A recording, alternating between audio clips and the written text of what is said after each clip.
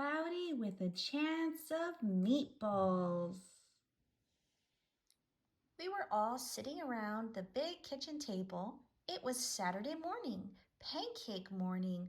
Mom was squeezing oranges for juice.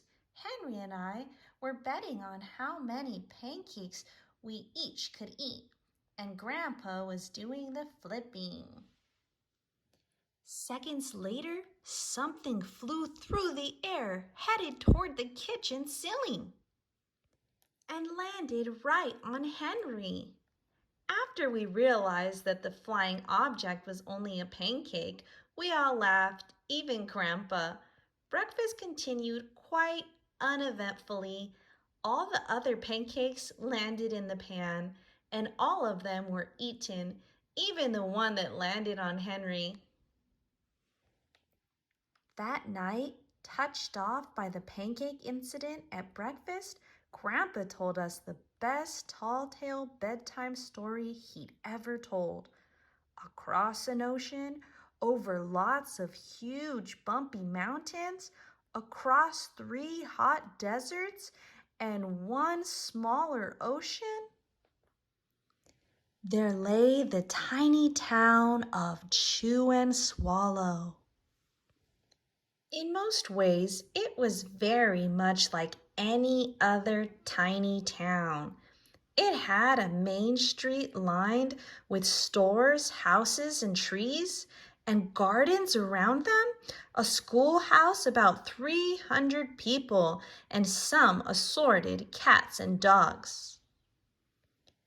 But there were no food stores in the town of Chew and Swallow. They didn't need any. The sky supplied all the food they could possibly want. The only thing that was really different about Chew and Swallow was its weather. It came 3 times a day, at breakfast, lunch, and dinner. Everything that everyone ate came from the sky. Whatever the weather served, that was what they ate. But it never rained rain. It never snowed snow. And it never blew just wind. It rained things like soup and juice. It snowed mashed potatoes and green peas. And sometimes the wind blew in storms of hamburgers.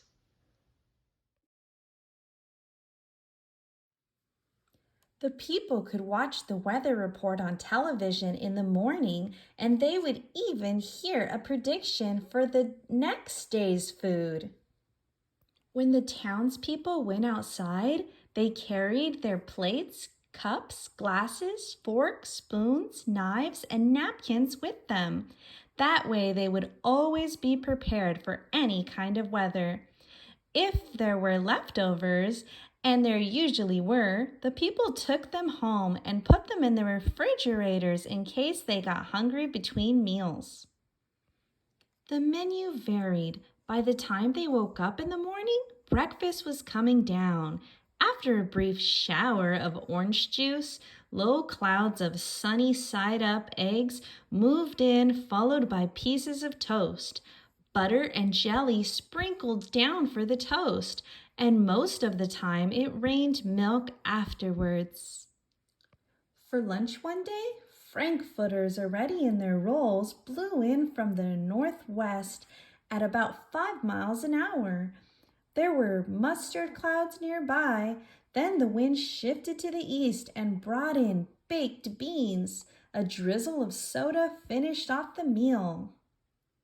Dinner one night consisted of lamb chops, becoming heavy at times with occasional ketchup. Periods of peas and baked potatoes were followed by gradual clearing with a wonderful jello setting in the west. The sanitation department of Chew and Swallow had a rather unusual job for a sanitation department. It had to remove the food that fell on the houses and sidewalks and lawns. The workers cleaned things up after every meal and fed all the dogs and cats. Then they emptied some of it onto the surrounding oceans for the fish and turtles and whales to eat. The rest of the food was put back into the earth so that the soil would be richer for the people's flower gardens. Life for the townspeople was delicious until the weather took a turn for the worse. The chew and swallow digest, spaghetti ties up town, record breaking pasta fall causes chaos. One day there was nothing but gorgonzola cheese all day long. The next day there was only broccoli, all overcooked. And the next day there were Brussels sprouts and peanut butter with mayonnaise. Another day there was a pea soup fog. No one could see where they were going, and they could barely find the rest of the meal that got stuck in the fog.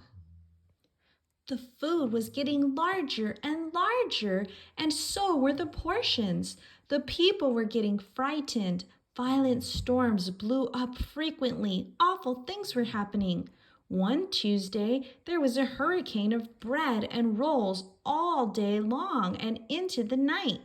There were soft rolls and hard rolls, some with seeds and some without.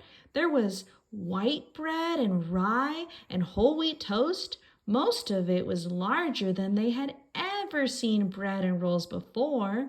It was a terrible day. Everyone had to stay indoors. Roofs were damaged, and the sanitation department was beside itself. The mess took the workers 4 days to clean up, and the sea was full of floating rolls.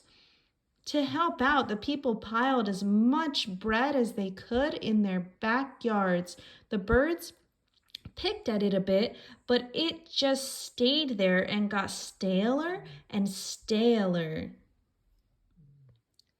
There was a storm of pancakes one morning and a downpour of maple syrup that nearly flooded the town.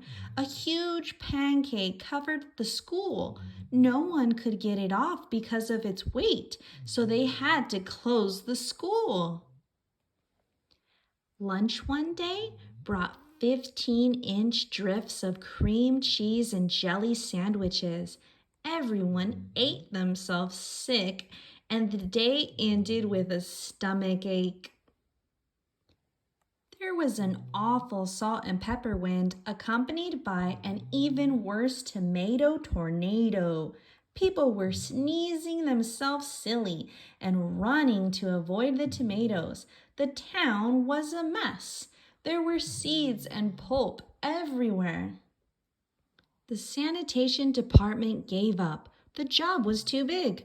Everyone feared for their lives. They couldn't go outside most of the time. Many houses had been badly damaged by giant meatballs.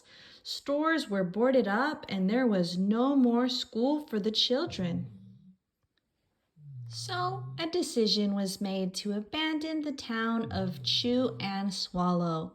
It was a matter of survival. The people glued together the giant pieces of stale bread, sandwich style with peanut butter, took the absolute necessities with them, and set sail on their rafts for a new land. After being afloat for a week, they finally reached a small coastal town, which welcomed them.